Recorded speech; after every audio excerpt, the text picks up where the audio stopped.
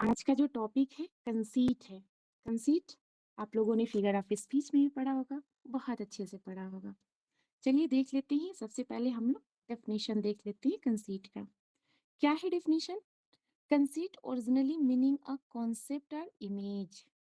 एक प्रकार का कॉन्सेप्ट होता है या इमेज होता है। It refers to a figure of speech that establishes a striking and often elaborate parallel between two highly dissimilar things. याद रखिएगा, पैरेलल चलता है दो डिसिमिलर थिंग्स एक साथ या सिचुएशन हो गया, ठीक है। Adopted from the Italian term concetto. ये लिया कहाँ से गया है, ये इंपॉर्टेंट है।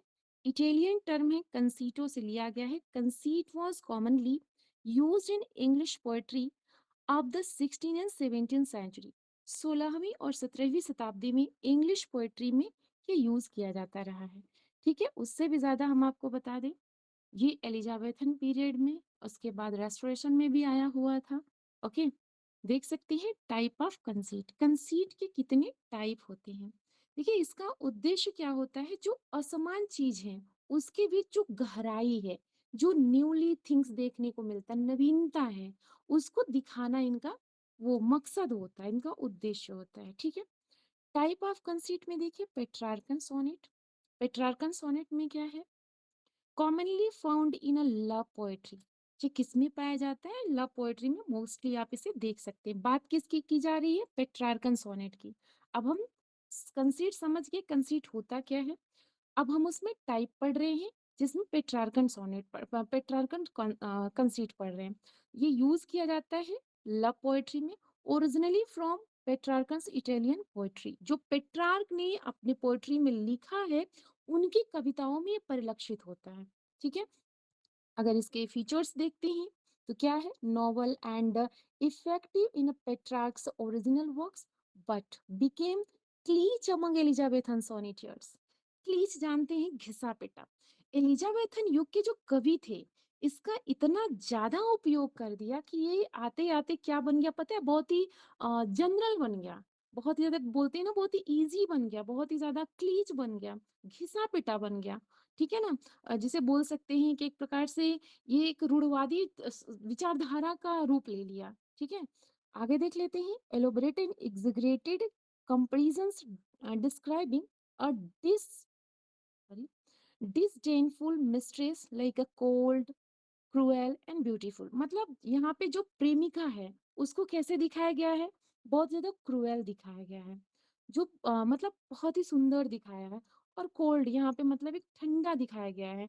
यहाँ पे आपको बता रहे हैं पेट्रार्कन सोनेट में जो मतलब जो जिसे बोल सकते हैं प्रेमिका का जो डिस्क्रिप्शन दिया गया है, बहुत ही कोल्ड दिया गया है, क्रूएल दिखाया गया है और ब्यूटीफुल दिखाया गया है।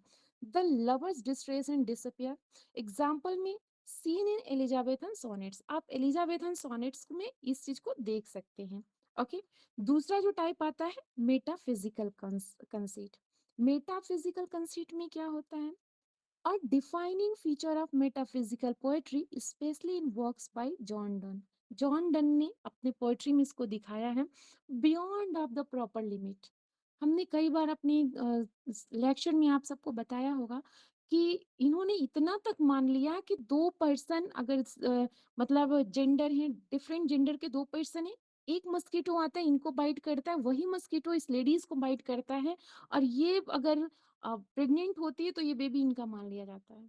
मतलब इस तरीके से बियॉन्ड द प्रॉपर लिमिट, यहाँ पे इस तरीके की सोच, इस तरीके की विचारधारा को इन्होंने डिपिक्ट किया है। आगे देख लेते हैं। Other 17th century metaphysical poets, 17वीं शताब्दी के जो पोएट्स थे, उनमें आप देख सकते हैं Samuel Johnson's definition combines dissimilar images or occult dissemblance in things apparently unlike। ये इनका definition है। Describe as a discordia, concord, harmonious discord, novels, witty and often startling comparison। मतलब ऐसा समझिए कि जो समीर जॉनसन ने इसे असमान छवियां या अलौकिक समानताओं का संयोग कहा है। ठीक है। और उन्होंने कहा है कि जो डिस्कॉर्डिंग कंकॉर्ड है, मतलब जो मतभेदों का सामंजस्य है, इसके रूप में इसमें उन्होंने वर्णित किया है। ठीक है।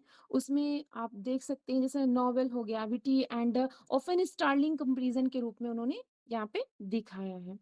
फीचर्स देखते हैं क्या क्या है इसमें। Features draws from a wide range of knowledge, theological, philosophical, practical and esoterical। मतलब उन्होंने दर्शन हो गया, धर्म हो गया, व्यवहारिक ज्ञान हो गए जैसे विषयों से प्रेरणा लेते हुए इसमें इंक्लूड किया है, ड्रॉ किया है। ठीक है। आगे देख लेते हैं। द कंपेरिजन में be seconds are elaborating detailed example Donne एक फ्ली में कंबाइंस अनकन्वेंशनल इमेजनरी, जैसा कि अभी हमने बताया, वही फ्ली की कहानी है, वही मक्खी की मच्छर की कहानी है जो हमने आपको अभी जस्ट बताया, विद फिलोसफिकल डेप्थ। एक बोल सकते हैं आप फिलोसफिकल डेप्थ के रूप में यहाँ पे उन्होंने मतलब एकदम गहराई, जिसे बोल सकते हैं कि बहुत ही ज्यादा डीप में जाकर के चीजों को खोज लाना। ठीक है ना। वैसा उन्होंने फ्ली में दर्शाया है किसको, कंसीट को, मेटाफिजिकल कंसीट को। आगे देख लेते हैं यहाँ पे एग्जाम्पल। ओके, कितनी है। ओके, आगे देख लेते हैं एग्जाम्पल इन लिटरेचर। लिटरेचर में एग्जाम्पल देख सकते हैं क्या है, मेटाफिजिकल कंसीट का एग्जाम्पल द फ्ली, जो कि जॉन डन के द्वारा लिखा गया है। ठीक है ना। Uses the flea as an extended metaphor for intimacy के रूप में दिखाया है। मॉडर्न यूजेस में देखें, टीएस इलियट ने यूज किया है the love song of J Alfred Prufrock में, the evening is compare to the patient, it relies upon a table. Now, Dalian Thomas ने यूज किया है startling figurative language in the memory of Ann Jones. ये example है, ध्यान रखिएगा। ये example किसके अंतर्गत आ रहा है, मेटाफिजिकल कंसीट के अंतर्गत आ रहा है, जिसमें फ्ली है और the love song of J Alfred Prufrock है। डायलन थॉमस का वर्क है, कौन सा है, in memory of Ann Jones. Next आता है एक्सटेंडेड यूजेस में क्या है, the concept of conceit even influenced popular culture as seen in Cole Porter's जो 1920s लव सॉन्ग माना जाता है। नेक्स्ट एग्जांपल है you are the top you are the Colosseum. आगे देखते हैं key points for example. Comparison type striking parallel between dissimilar ideas. याद रखिएगा, दो डिसिमिलर आइडियाज होंगे उसके बीच में कंपैरिजन किया जा रहा है। Literary importance reflects the in sorry ingenuity and intellectual wit of poets. Now, exam chip में देखती we are able to identify, analyze, conceit in both classical and modern text। यहाँ पे हम लोगों ने क्या क्या देखा, मॉडर्न भी देखा और जो क्लासिकल था उसको भी हम लोगों ने देखा। ठीक है। आगे देख लेते हैं कुछ क्वेश्चन से। इतना आप लोगों को अच्छे से समझ में आया होगा, होप सो। जी, यस मैम। Do you जी have- मैम। ओके, कोई जी प्रॉब्लम मैम। नहीं, आगे देखो। ओके, याद रखिएगा, इतना जानना बहुत जरूरी है कि ये जो कॉन्सेप्ट है कंसीट का, इसका ओरिजिनेट अगर पूछा जाए तो इटालियन पोएट्री में है। किसके द्वारा किया गया है, जो पेट्रार्क हैं उन्होंने यूज कहाँ किया, अपने सोनेट में यूज किया। दूसरा, अगर सवाल इस तरीके से पूछा जाता है कि किस टाइम पे पॉपुलर था, 16-17 सेंचुरी में पॉपुलर था। क्लीच किसके टाइम में आ गया, तो जो एलिजाबेथन पोएट्स थे, राइटर्स थे, उन्होंने इतना यूज कर दिया वो क्लीच बन गया। ठीक है। मतलब समझिए कि पूरा एकदम जनरल हो गया, स्पेशलिटी उसकी निकल गई। अब हम लोग क्वेश्चन आंसर सॉल्व करते हैं। ठीक है, देख लेते हैं question answer. Question number first आप सबके स्क्रीन पे विजिबल हो रहा होगा। यस, क्वेश्चन क्या है पहला।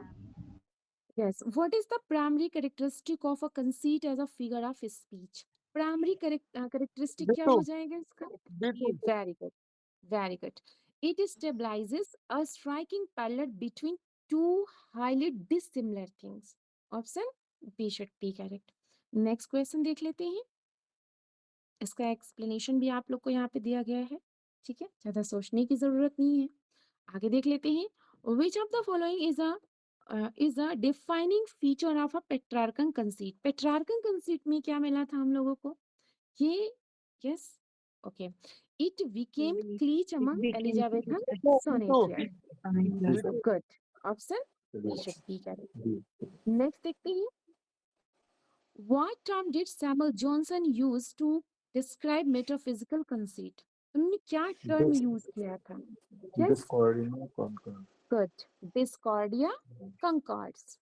Option B should be correct. Next आता है क्वेश्चन नंबर 4 में क्या है? Which form features the completion of the evening to a patient authorized of upon a table? ये which form features क्या हो जाएगा यहाँ पे? तो यहाँ पे हो जाएगा द लव सॉन्ग ना, सी होना चाहिए। The Alfred love song of C. J C. Alfred Prufrock. Yes Alfred good. Purpose by clear? Side. Yes by टिया सिगलेट। नेक्स्ट आता है Yes. Question number 5। 5 में क्या है? How does the concept of conceit extend into popular culture? क्या होता है? तो ये 20वीं शताब्दी में influencing 20th century love songs. Option B should be correct. इस तरीके से हम लोगों ने 5 क्वेश्चन के माध्यम से जो भी हम लोगों ने पढ़ा उसको यहाँ सीखा। फिर भी अगर